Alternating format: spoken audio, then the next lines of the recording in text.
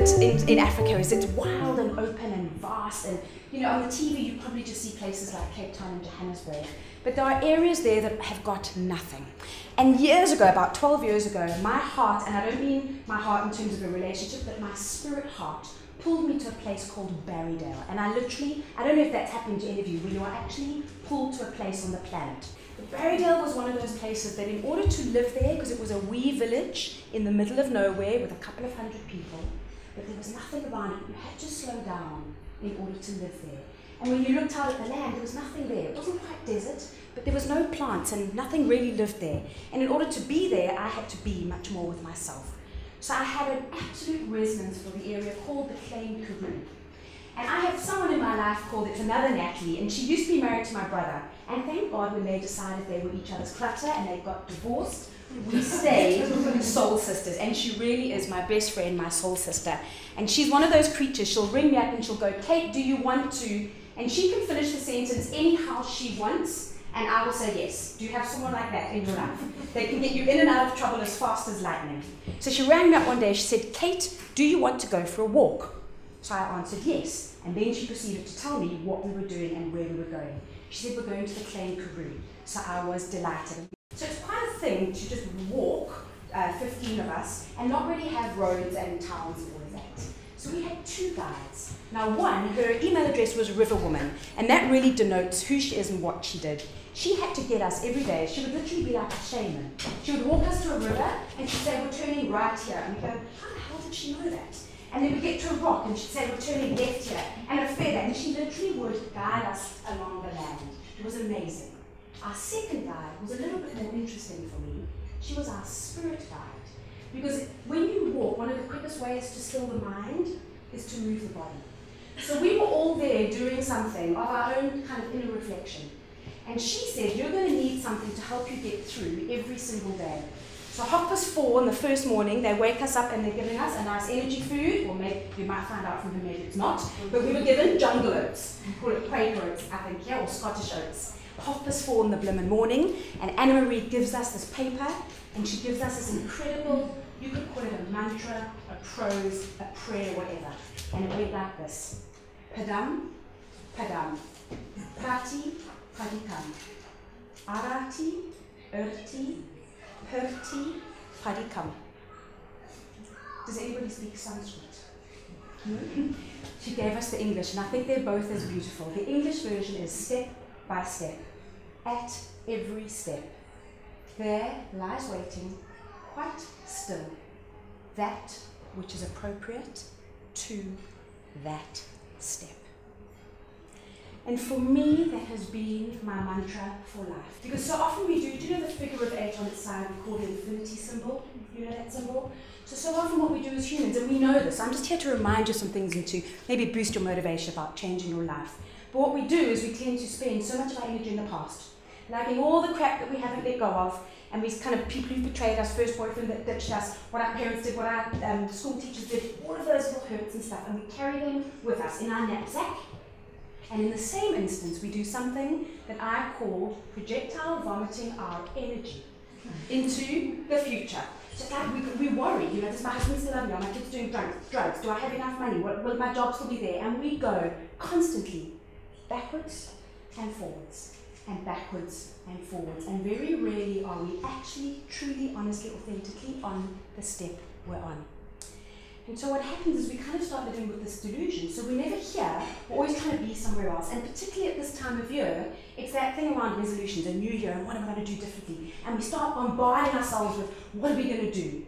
Without always going, well, where have I come from? And how do I bring more of myself to now by integrating more of the past? Now in the dictionary, the definition is quite boring, I think, and it's a couple of words, and it's disorderliness, mess, too much stuff in a place, untidy. Typically the physical stuff. You've kind of cottoned onto some of the words, but my definition is a little bit different, and I'd like to just expand it for you. My definition is clutter is anything, or it actually could be anyone, that no longer serves you. So who likes that as a definition? Because typically in an audience it's a bit mixed. Some love it, some hate it. Does anybody not like it? You don't have to like it, because it will bring up a topic. Who doesn't like that as a definition? Oh, come on, there's always one. Yeah, tell me why. It's the serving. It's Yeah? a little selfish. Yes. Did you want to add something different? It's Ben, hey? Yeah, I was only going to say that how do you know that things that aren't serving you today might be serving you further down the line, so you don't want to kind of cut them off now? Yeah, so that's often one of the kind of fears, and we kind of go, oh, what about then? And you're right. Sorry, I don't know your name, but Rachel. It's about people who don't like it. It's like, I suddenly just don't need you. It's almost like very self-serving, very selfish, very ephemeral, a little bit kind of shallow. But I don't mean it in that sense at all. My deeper understanding is really being authentically yourself. Because so often we do things for the wrong reasons. We do things because of what is externally calling us rather than what is internally what we're inspired to do. What would we talk about in terms of body clutter? So if you go, think of your body, this physical being that we are in, physiological, what could body clutter be? I always kind of want to grab and what else? It's normally the first word that comes out. What else? Body clutter. Things that might not serve you in your body. Yes, Nathan? Going back to the definition, it's more the things that we carry on doing or being or eating or whatever that keep our body in a certain state. Okay, fantastic. Love that. When I think about body clutter, the sort of words that I use are, it's anything that's stealing my vibration. Anything that's kind of making me a little bit sluggish and not lethargic and not kind of sparkly eyed. So it's keeping my body stuck. So one of the things at the beginning of the year often, like, and I'm sure Kim will know, often we're like, oh, I've got to change my diet and got to lose weight, and all of that stuff comes out of our mouths. But it's more around the energy that you bring to your life on a daily basis. It's the pills we put, it's the drinks we do or don't, it's whether we're drinking too much coffee or alcohol, it's over-the-counter drugs, it's also what we think, but it's everything that we are putting normally in our face or in ourselves mentally. And so often what we do is, in this world, we are so over-involved with what goes in, and very rarely do we think about what actually needs to come out. We don't talk about detoxing and peeing and pooing and all of those things. We don't. It's like not part of our culture. We don't talk about it. We're always concerned about where we're going to dinner, what are we going to drink, where are we having a glass of wine, what can I put in? How do you allow yourself to energize your lungs and kind of increase your cardiovascular capacity? And by the same token, how do you do something like Joyce was doing in this room earlier, yoga, so that you slow everything down. So it's often the balance between the two. And you just got to go, what is one thing that I could bring my body to do this year that could create some space? Everything is a reflection, isn't it? So whatever's going on inside our bodies is being mirrored by our external environment, either in our relationships or in the space or our desks or our rooms or our garage, whatever it is, your car, because it's always this mirror image that's going on. And you always just need one point of entry, because the moment you start shifting one, the others kind of ricochet and snowball. So people always say, where do I start? You can start anywhere, but the bottom line is just to start. And if you start one bit in the body and one bit physically and one bit emotionally, then you're kind of snowballing it exponentially. So that's the body stuff, but you need your energy and your wherewithal to bring yourself to your year. Otherwise you're going to be a slug and you're not going to have the capacity in your body to engage. And that's why it's so important to think about this, about detoxing, decluttering, letting go. But so the emotional stuff comes from here, which is why I have the diagrams up. This is our power center. So anything that is emotional clutter is anything that makes you feel bad about yourself or anything that steals your power. So give me some of the emotions that would go with that. And here's some lovely pictures for you. Give me some emotions that would be clutter. The baggage. Anxiety, and maybe stress that goes with it. What else? Anger. I think it's the laptop one on the left. Anger is such an interesting one for me, because for me it's like, you know, when you've got those big old-fashioned beach balls with the multicolours, and it's like you're trying to hold the beach ball underwater, like as if you're in a pool. And it takes so much energy. If you ever, do you remember doing that, maybe as a kid? And you're trying to hold it down, but it has to almost pop up because you can't use all your energy to keep it down. And anger is often like that, because anger sits at the top of all of the other emotions. And it's actually the moment you take anger away, a lot of all the other real stuff comes up. Every fear that we have is like a doorway. And on outside the doorway there are two monsters. And the job of the monsters is to keep you from going through the doorway, because your treasure is on the other side. And so typically what we do is we walk up to the door of fear. So let's say two of us walk and I can do heights and somebody else can't. And they go, oh, I can't open the door. And I go, what do you mean? Just open the door and go in. But they see the monsters. And so the other acronym for fear is what we do is it stands for fuck everything and run. Because that's typically what we do. Sorry for swearing.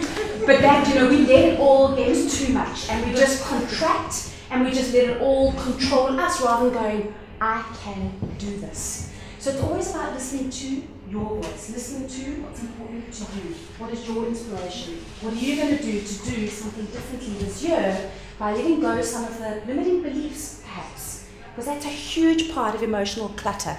What about your habits? So some of your habits might be serving you. So that might be a good way to think about it. Which of my habits that I currently have serve me? And which of my habits do no longer serve me if I want to change my life? And is there some work that I could do through something like NLP or whatever it is that you would use to let go so that you can be more and be more present and not have all this baggage lugging around? Selfish is one of those, it does have a negative connotation in the English language, and to call it self-full. So I'm being self-full, and it's about having clear boundaries, because boundaries is such a big aspect of emotional clutter. Not knowing who I am and what's really important for me and for you, and there's a gap between us, and often we merge. And if you're in a relationship, two people, the Vesica Pisces. So often there is meant to be a small overlap when you're in a relationship, and often what happens is people just completely absorb and get stuck and sucked into each other's worlds, as opposed to having a little bit of the I have some need for me as well. But I think it is something that we do battle with, and it's about going, I'm also just as important as everybody else. I always say to people with physical clutter, there are 3 questions, and the one is, and I'm talking about anything, whether it's the glasses that you wear, the pen you use, the jumper you have, the paper clips that are for your office, is you ask yourself 3 questions. The first one is, do I love it? Not like, do I love it? And people say, okay, how does that relate to pens? I have one beautiful pen. I don't choose to use crappy big pens because I will lose them and I don't respect them. Okay, so do I love it? It's a good decider about me, am I keeping this top or not? Second question is, do I honestly, no conning, use it or wear it? Okay, honestly. And the third one, which I think is the decider about it all, is does this, whatever this is, add real value to my life? Because that can be like, I once loved this, but maybe I no longer do. Or this was once important, but maybe not anymore. And so often it's about going, where am I now? Does this serve me in terms of where I am and where I want to go this year with my life? So those 3 questions can be really important to help you decide, do you keep something or not? Imagine if people could look into your whole life and see how you are with dealing with your emotions and your courageous conversations. If they could see your desk and your filing and your wardrobes and your kitchen. If they could see how you are with your body and do you respect it or not. Are you being honest and authentic and real in your life? Would they be dying to meet you? Or would they be wanting to get the hell out and kind of go, I'm not interested in that person? Because with clutter, it's like often we can't always see it, but there is an energy that people have, and you're just maybe not drawn to them. So it's just about going, okay, what is my reputation with myself? Am I proud of who I am? And am I striving to be more? Or am I actually a little bit embarrassed?